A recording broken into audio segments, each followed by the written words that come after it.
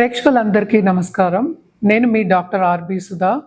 ఇప్పుడు కొత్త సంవత్సరం కూడా వచ్చేసింది. విశ్వవసునామ సంవత్సరం. అందరూ బాగా ఉగాది జరుపుకుంటున్నారు అని ఆశిస్తున్నాను. ఎప్పుడులాగే మనం ఇప్పుడు మీ ముందుకు వచ్చేసాము.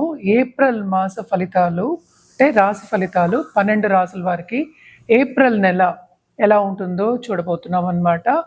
ఒక్కొక్క రాశికి విడివిడిగా మాట్లాడుకున్నాం. దానికన్నా ముందు మనం ఎప్పుడు గ్రహస్థితి అంటే గోచారం మాట్లాడుకోవడం ముందు నుంచి ఉన్న ఆన్మైతే. అంటే గోచారం పట్టే కదా మనం అన్ని రాశి ఫలితాలు అనేది చెప్పుకోవడం జరుగుతుంది.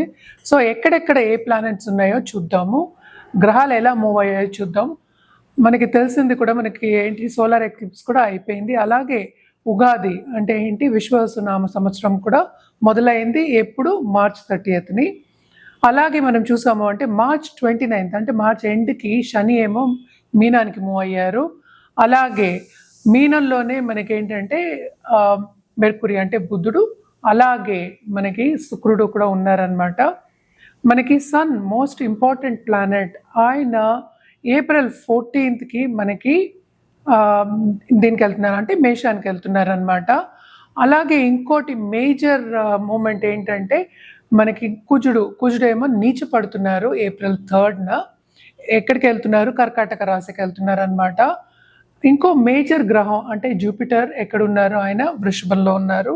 ఈ నెలంతా ఇక్కడే ఉంటారనమాట.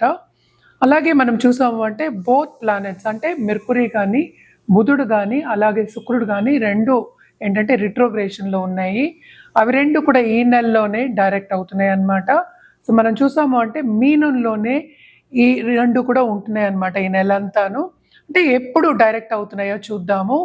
మనకి ఏమో మెర్కురీ ఏమో 7th ఏప్రిల్కి డైరెక్ట్ అవుతున్నారు. అలాగే శుక్రుడేమో 13th ఏప్రిల్కి డైరెక్ట్ అవుతున్నారు అనమాట. సో శుక్రుడేమో ఎగ్జాల్టేషన్ అంటే ఉచ్చ స్థితిలో ఉన్నారు. మెర్కురీ బుధుడేమో నీచ స్థితిలో ఉన్నారు అనమాట. మీనంలోనే ఉన్నారు. సన్ కూడా first half of this month మీనంలో ఉన్నారు. 14థ్కి మూవ్ అవుతున్నారు మనకి మేషానికి. అలాగే మనం ఏంటంటే రాహు కేతువులు ఎక్కడున్నారు? రాహు ఏమో మనకి మీనంలోనే ఉన్నారు. కేతు కూడా మనకి ఏంటంటే కన్యలోనే ఉన్నారనమాట. సో ఇది గ్రహస్థితి మనకి ఈ నెల అంతాను. సో మేలోనే మనకి రాహుకేతు మూమెంట్ కూడా ఉందన్నమాట. సో జనరల్గా ఎప్పుడు మనం చెప్పుకునేది ఏంటంటే ఏల్నాటి శని అనేది చాలామంది భయపడుతూ ఉంటారు. ఏల్నాటి శని ప్రభావం అనేది అందరికీ ఉంటుంది, కానీ వ్యక్తిగత జాతకం మీద ఆధారపడి ఉంటుందన్నమాట. ఏల్నాటి శనిలో సెటిల్ అయిన వాళ్ళు ఉన్నారు, బిజినెస్లో పైకి వచ్చిన వాళ్ళు ఉన్నారు. అలాగే ఏంటంటే దాంపత్య జీవితంలో అనుకూల పరిస్థితి తెచ్చుకున్న వాళ్ళు బోళ్ళంత మంది ఉన్నారనమాట. అంటే ఏదైనా నేను అందుకనే ముందు నుంచి చెప్పేది వ్యక్తిగత జాతకం మీదే ఆధారపడి ఉంటుంది. మనం మాట్లాడుకునేది అంటే జనరల్ అనమాట.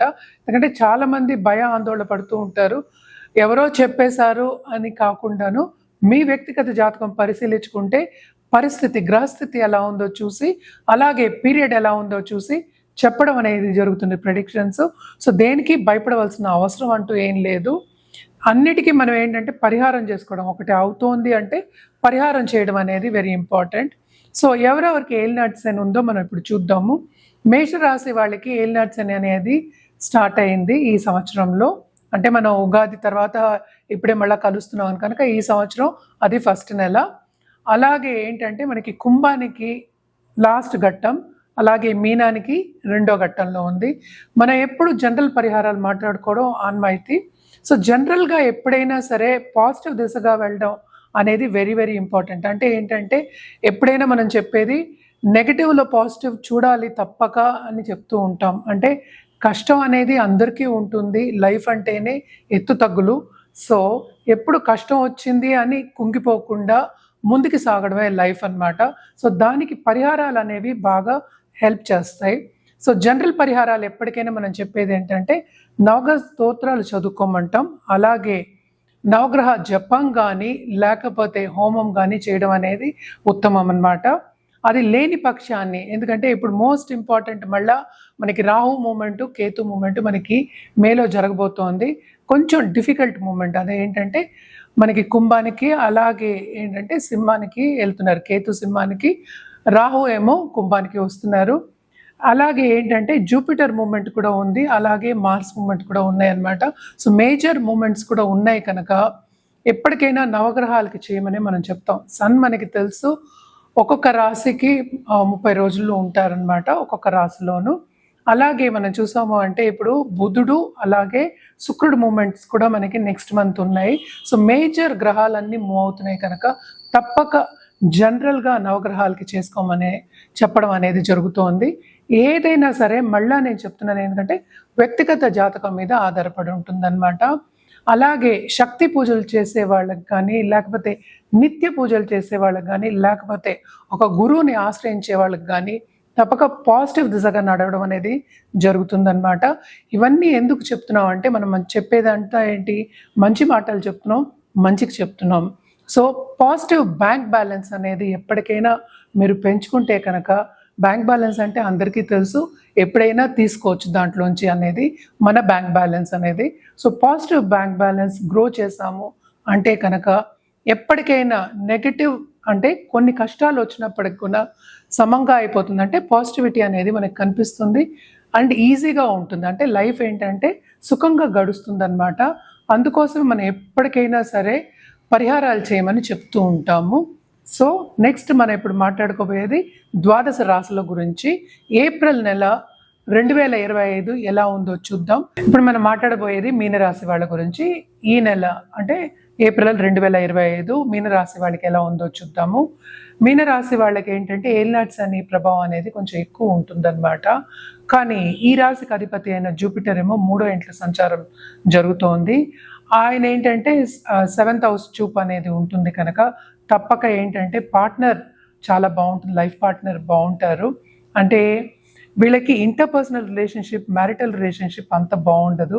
సో బిజినెస్ పార్ట్నర్స్కి చాలా బాగుంటుంది, బిజినెస్ బాగా విస్తరిస్తుంది. అలాగే కెరియర్లో ఆపర్చునిటీస్ వచ్చే ఛాన్సెస్ ఎక్కువ కనిపిస్తున్నాయి. ఖర్చు అనేది చాలా విపరీతం ఉంటుంది, ఎస్పెషలీ హెల్త్ రీత్యా అనమాట. అలాగే ఈ రాశిలో ఉన్న పిల్లలకి కూడా, రాశి వాళ్ళ పిల్లలకి కూడా కొంతవరకు సెటిల్ చేసే ఛాన్సెస్ అనేవి కనిపిస్తున్నాయి, కొంతవరకు శుభ ఖర్చులు అనేవి కనిపిస్తున్నాయి అన్నమాట. సో తప్పక వీళ్ళకి భాగ్యం అనేది డెవలప్ అవుతుంది, కానీ శ్రమ అనేది, బాధ్యతలు అనేది చాలా అధికం కనిపిస్తున్నాయి. దాంపత్య జీవితంలో మాత్రం అస్సలు అనుకూల పరిస్థితియే లేదనమాట. ఏలినాటి శని ప్రభావం ఎప్పటికైనా సరే అటు financial situations and also family సిచ్యువేషన్స్ని కొంతవరకు దిగజారుస్తుందన్నమాట. సో సేవింగ్స్ అనేది కొంచెం తక్కువ ఉంటాయి, అందుకనే మిశ్రమ ఫలితాలు ఘోషిస్తున్నాయి అని చెప్తున్నాం మీనరాశి వాళ్ళకి. ఈ నెల స్టూడెంట్స్కి కూడా అంత గ్రేట్గా ఏం లేదు, శ్రమకి తగిన ఫలితం అనేది కనిపించట్లేదు అనమాట. కానీ ఫారిన్లో సెటిల్ అయిన వాళ్ళు కానీ, ఫారిన్లో వాళ్ళు బిజినెస్ చేసే వాళ్ళు కానీ, లేకపోతే దూరపు దేశాలు సందర్శించే వాళ్ళు అంటే ట్రావెలింగ్ టూరిజం ఇండస్ట్రీలో ఉన్న వాళ్ళకి కానీ చాలా బాగుంటుందనే చెప్పాలి. ఈ రాశిలోనే మనకి తెలుసు పంచగ్రహ కూటమి కూడా జరుగుతోందన్నమాట. కొన్ని లక్ష్మీ యోగాలు ఉన్నప్పటికీ, మంచి రాజయోగాలు ఉన్నప్పటికీను ఇక్కడ మెర్కురీ అంటే బుధుడేమో నీచ పడ్డాడనమాట. సో తప్పక కమ్యూనికేషన్ రంగంలో ఉన్న వాళ్ళకి కానీ, లేకపోతే ఇప్పుడు యూట్యూబ్ రంగంలో ఉన్న వాళ్ళకి కానీ, లేకపోతే మనకి ఆర్ట్ రంగంలో ఉన్న వాళ్ళకి కానీ తప్పక ఏంటంటే మిశ్రమ ఫలితాలు, అలాగే కొంతవరకు వాళ్ళు అనుకునేది సాధించలేకపోవడాలు, మనం ఒక గోల్ పెట్టుకుని ముందుకు సాగుతున్నప్పుడు సాధించడం అనేది కొంచెం కష్టం ఈ రాశిలో ఉన్న వాళ్ళకన్నమాట. కొంచెం జాగ్రత్త వహించాలి, ఎస్పెషలీ హెల్త్ అండ్ ఆల్సో దాంపత్య జీవితం, ఇంటర్పర్సనల్ రిలేషన్షిప్లో తప్పక డైవర్స్కి వెళ్ళే ఛాన్సెస్ కూడా ఎక్కువ కనిపిస్తున్నాయి. అంటే కోర్ట్ని సంప్రదించే ఛాన్సెస్ కూడా కనిపిస్తున్నాయి. సో కొంచెం వరకు జాగ్రత్తగా ఉండడం, కోపతాపాలకి వెళ్లకుండా ఉండడం అనేది మంచిది. అండ్ ఆల్సో ఏంటంటే 1కి 2 సార్లు చేస్తే ఏదైనా కూడా కొంచెం లేట్ అయ్యే ఛాన్సెస్ ఉన్నాయి. ఏ పని అయినా సరే 1కి 2 సార్లు మనం ప్రయత్నిస్తే కానీ పనులు అనేవి అవ్వవు, అంత ఈజీగా పనులు అవ్వవు. అండ్ ఆల్సో 7th కేతు ఉన్నారు కనుక తప్పక లైఫ్ పార్ట్నర్ దగ్గర, మ్యారిటల్ రిలేషన్షిప్ దగ్గర చాలా ప్రాబ్లమ్స్ ఉంటాయి. ఎస్పెషలీ కొత్తగా పెళ్ళైన వాళ్ళు కానీ, దాంపత్య జీవితంలో ఇప్పుడే అడుగు పెట్టే వాళ్ళకి కానీ అసలు అంత అనుకూల పరిస్థితి లేదనే చెప్పాలన్నమాట. మన పరిహారాల విషయానికి వస్తే కనుక తప్పక వీళ్ళు గురుకాళ్ళు పట్టుకోవాల్సిందే. అలాగే శనికి కూడా చేయాలి. సో 19 వారాలు తప్పక శనిదానం ఇవ్వడం చాలా మంచిదన్నమాట. అలాగే ఏంటంటే గోవుకి సాటర్డే ఆహారం పెట్టడం మాత్రం మర్చిపోవద్దు. తప్పక పెట్టండి ఏదో ఒకటి. మనం చేత్తో వండి పెడితే ఇంకా మంచిదన్నమాట. అలాగే ఏంటంటే ఏం దానం ఇవ్వాలి అంటే నల్ల నువ్వులు ఒక నల్ల గుడ్డలో వేసి 19 వారాలు దానం ఇవ్వడం చాలా మంచిది. అది చేయని పక్షాన్ని నవగ్రహాల చుట్టూ ప్రదక్షిణ చేయడం అట్లీస్ట్ మినిమం 11 టైమ్స్ చేయడం మంచిది. అది లేని పక్షాన్ని అంటే ఇవి చేయలేను అనుకున్న వాళ్ళందరూ ఇంట్లో కూర్చుని తప్పక శని బీజ మంత్రం చదువుకోవడం చాలా చాలా మంచిదన్నమాట. అలాగే శని మంత్రం కూడా చదువుకోవడం మంచిది. ఇది నిత్యం చేస్తే ఇంకా మంచిది. ఆరోగ్యం కొంతవరకు ప్రాబ్లం ఇస్తుంది. అలాగే సన్ కూడా ఇదే రాశిలో first half of this month ఉన్నారు. సెకండ్ హౌస్కి వెళ్ళినప్పుడు కొంతవరకు ఈగో క్లాషెస్ వచ్చే ఛాన్సెస్ ఉన్నాయి కనుక తప్పక ఆదిత్య హృదయం చదువుకోవడం కూడా చాలా మంచిది. అండ్ ఆల్సో ఏంటంటే ఒక ముత్తైదువుకి తప్పక ఇంటికి పిలిచి సాటర్డే వాయనం ఇవ్వడం కానీ భోజనం పెట్టడం కానీ చాలా మంచిదన్నమాట. మన పులుపు అనేది శనికి చాలా ఇష్టము. సో తప్పక ఏంటంటే పులిహార కానీ లేకపోతే లెమన్ రైస్ కానీ ఏదైనా సరే మన చేత్తో వండి పెట్టడం ఇంకా మంచిది. సో ఇవన్నీ చేసుకున్నప్పటికీ కొంతవరకు ఏంటంటే నెగటివిటీ అనేది తగ్గి పాజిటివిటీ అనేది ఎక్కువ అవుతుంది. సో తప్పక ఇవన్నీ చేసుకుంటే మీకు ఈ నెల కూడా కొంతవరకు ఆనందంగానే గడుస్తుంది.